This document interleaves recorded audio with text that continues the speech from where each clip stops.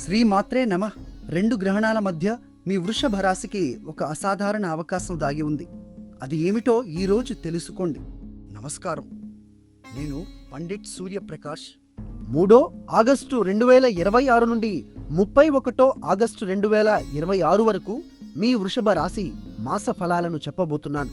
ప్రియమైన బిడ్డ, ఈ ఆగస్టు నెల మీ జీవితంలో చాలా ప్రత్యేకమైనది. శుక్రుడు మీ రాశి అధిపతి కన్యా రాశిలో మీ 5వ భావంలో ఉన్నారు. ఈ 5వ భావం ప్రేమ, సృజనాత్మకత మరియు సంతానం విషయాలను నిర్ణయిస్తుంది. శుక్రుడు కన్యలో కొంచెం బలహీనంగా ఉన్నా మీ సృజనాత్మక ఆలోచనలు మాత్రం బాగా పనిచేస్తాయి.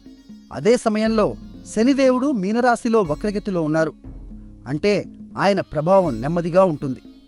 ఇది మీ 11వ భావం, అంటే ఆదాయం మరియు లాభాల స్థానం. పాత బకాయిలు తిరిగి రావచ్చు, కానీ కొత్త పెట్టుబడులకు ఆగస్టు మధ్య వరకు ఆగడం మంచిది. మీ అదృష్ట సంఖ్య 6, అదృష్ట రంగు ఆకుపచ్చ. ఈ నెల ఆర్థిక ప్రణాళికలు వేయండి, కానీ తొందరపాటు నిర్ణయాలు తీసుకోకండి. ఓం శుక్రాయ నమః అని ప్రతిరోజు చెప్పండి. ఇప్పుడు మీ నెలవారం వారీగా ఎలా ఉంటుందో చూద్దాం. మొదటి వారం ఆగస్టు 3 నుండి 9 వరకు మిశ్రమితాలు ఇస్తుంది. మొదటి వారం ఆగస్టు 3 నుండి 9 వరకు మిశ్రమితాలు ఇస్తుంది. కుజుడు అంటే అంగారకుడు మిథున రాశిలో మీ 2వ భావంలో ప్రవేశిస్తాడు. ఇది మీ ధనస్థానం. బుధుడు కూడా ఇక్కడే ఉన్నారు. గారు కాబట్టి ఆర్థిక విషయాల్లో చురుకుదనం ఉంటుంది, కానీ మాటల్లో జాగ్రత్త అవసరం. కుటుంబ సభ్యులతో ఏదైనా ఆర్థిక చర్చ చేసేటప్పుడు ఓపిక పట్టండి. 2వ వారం ఆగస్టు 10 నుండి 16 వరకు జాగ్రత్త అవసరమైన వారం. 12 ఆగస్టున సూర్యగ్రహణం, అంటే అమావాస్య నాడు సూర్యుడు తాత్కాలికంగా కనుమరుగవడం కర్కాటక రాశిలో మీ 3వ భావంలో జరుగుతుంది. ఇది ధైర్యం మరియు ప్రయత్నాల స్థానం. ఈరోజు కొత్త ప్రాజెక్టులు ప్రారంభించకండి. ముఖ్యమైన ఒప్పందాలపై సంతకాలు పెట్టకండి. గ్రహణ రోజున ధ్యానం చేయండి. మానసిక ప్రశాంతత కోసం ప్రార్థించండి. గురువు అంటే బృహస్పతి కూడా ఈ 3వ భావంలోనే ఉన్నారు. 11 ఆగస్టు తర్వాత గురువు మౌఢ్యం నుండి బయటపడతారు, అంటే గురువు బలం తిరిగి వస్తుంది. ఇది మీ ధైర్యాన్ని, కమ్యూనికేషన్ నైపుణ్యాలను పెంచుతుంది. 3వ వారం ఆగస్టు 17 నుండి 23 వరకు ఈ నెలలో అత్యంత అనుకూలమైన వారం.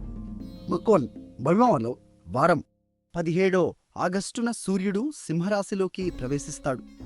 ఇది ఆయన స్వంత రాశి. మీ 4వ భావం, అంటే ఇల్లు, ఆస్తి, మానసిక ప్రశాంతత స్థానం. ఇంట్లో శుభవార్తలు రావచ్చు. ఆస్తి కొనుగోలు, ఇంటి మరమ్మతులు, వాహనం కొనడం వంటి విషయాలకు ఈ వారం చాలా మంచిది. నాగపంచమి కూడా 17 ఆగస్టునే వస్తుంది. నాగదేవతకు పాలు అర్పించి కుటుంబ రక్షణ కోసం ప్రార్థించండి. 23 ఆగస్టున శ్రావణ పుత్రద ఏకాదశి వస్తుంది. ఈ ఏకాదశి అంటే విష్ణువు ఆరాధన చేసే పవిత్ర దినం. సంతాన ప్రాప్తి కోసం చాలా శుభకరం. బుధుడు కూడా ఈ రోజు సింహరాశిలోకి ప్రవేశిస్తాడు. మీ 4వ భావంలో సూర్యునితో కలిసి ఉంటాడు. ఇది ఆస్తి సంబంధ పత్రాలకు, ఒప్పందాలకు, అనుబంధాలకు అనుకూలం.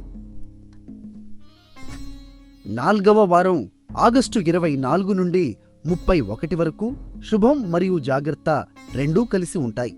28 ఆగస్టున శ్రావణ పూర్ణిమ, అంటే నిండు చంద్రుడి రోజు వస్తుంది. ఈ రోజే రక్షాబంధన్ మరియు వరలక్ష్మి వ్రతం కూడా. కానీ ఈ రోజు చంద్రగ్రహణం, అంటే చంద్రుడు భూమి నీడలో పాక్షికంగా కనుమరుగవడం కూడా జరుగుతుంది. అయితే భారతదేశంలో ఈ గ్రహణం కనిపించదు, కాబట్టి సూతక నియమాలు వర్తించవు. మీ పూజలు యథావిధిగా చేసుకోవచ్చు. ఇప్పుడు ఉద్యోగ రంగం గురించి చెప్పాలంటే రాహువు, ఈ ఛాయాగ్రహం, మీ 10వ భావంలో ఉన్నాడు. ఇది వృత్తి మరియు కీర్తి స్థానం. ఇది కొత్త అవకాశాలు తెస్తుంది, కానీ పూర్తిగా కొత్త పరీక్షించని మార్గాలలో వెళ్ళకండి. ఇప్పటికే ఉన్న ప్రాజెక్టులను ముందుకు తీసుకెళ్లడం మంచిది. ఆరోగ్య విషయాల్లో ఈ నెల మంచి శక్తి ఉంటుంది, కానీ గ్రహణ సమయాల్లో మానసిక ఒత్తిడి పెరగవచ్చు. యోగా మరియు ధ్యానం అలవాటు చేసుకోండి. ప్రేమ విషయాల్లో శుక్రుడు మీ 5వ భావంలో ఉండటం వల్ల భాగస్వామితో మధురమైన క్షణాలు ఉంటాయి, కానీ అతి విమర్శ చేయకుండా ప్రేమను వ్యక్తం చేయండి. ఈ నెల మీకు అనుకూలమైన రోజు శుక్రవారం. అనుకూల దిశ ఆగ్నేయం. ప్రియమైన బిడ్డా, నీ జన్మ నక్షత్రం ఏదో కామెంట్లో చెప్పండి, మేము మీకు ప్రత్యేక సమాధానం ఇస్తాం. ప్రతిరోజు మీ రాశి ఫలాలు మరియు వారం వారి ఫలాలు కోసం ఇప్పుడే మా ఛానల్ను సబ్స్క్రైబ్ చేయండి. ఈ వీడియోను లైక్ చేసి మీ కుటుంబంతో షేర్ చేయండి. చివరగా ఈ నెల మొత్తం ఓం శుక్రాయ నమః అనే మంత్రాన్ని ప్రతిరోజు 11 సార్లు జపించండి. పచ్చరంగు దుస్తులు ధరించండి. శుక్రవారం లక్ష్మీదేవికి తెల్ల పూలతో పూజ చేయండి.